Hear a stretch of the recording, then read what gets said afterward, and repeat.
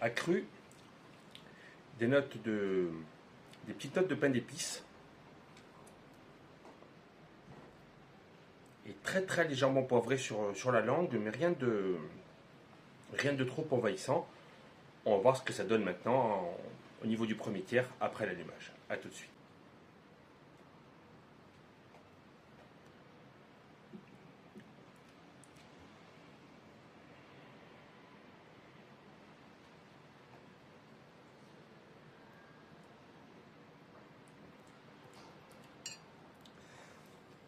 Une première bouffée légèrement poivrée et terreuse. Alors, le côté terreux, je ne l'avais pas ressenti jusqu'à maintenant. Preuve en est qu'en le dégustant calmement, tranquillement, on est beaucoup plus sensible aux arômes et saveurs d'un cigare. Je vous retrouve dans un petit moment pour vous donner mon avis sur ce premier tiers. A tout de suite. Alors, petit résumé du premier tiers. Alors, une excellente tenue au niveau de la cendre.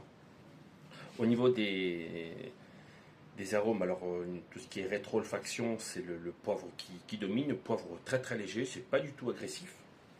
En bouche, j'ai noté donc des saveurs épicées, des notes de réglisse qu'on ressent surtout sur les lèvres.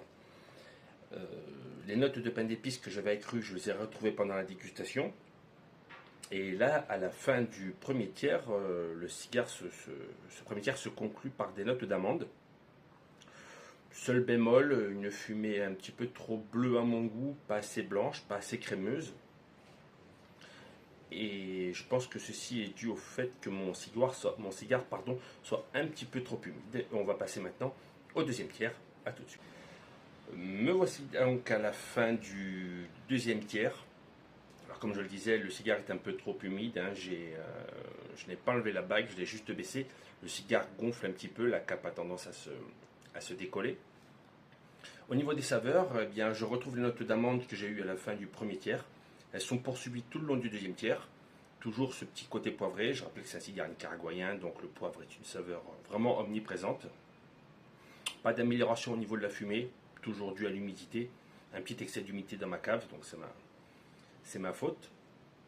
Et je vous retrouve dans quelques instants pour le dernier tiers et l'appréciation globale de ce cigare. A tout de suite.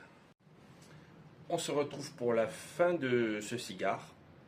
J'ai enlevé la bague pour le fumer le plus possible. Le troisième tiers se termine de la même manière que la fin du deuxième tiers, c'est-à-dire avec des notes d'amande et des notes poivrées. Ce cigare, c'est donc le Vedado Robusto. Je vais vous montrer la bague une dernière fois. Un cigare qui coûte seulement 6 euros, donc c'est vraiment un cigare que je vous recommande si vous voulez vous lancer dans la dégustation de cigares. C'est un excellent rapport qualité-prix. Je vous souhaite une bonne fin de journée et je vous retrouve prochainement en live pour une autre dégustation un peu plus longue.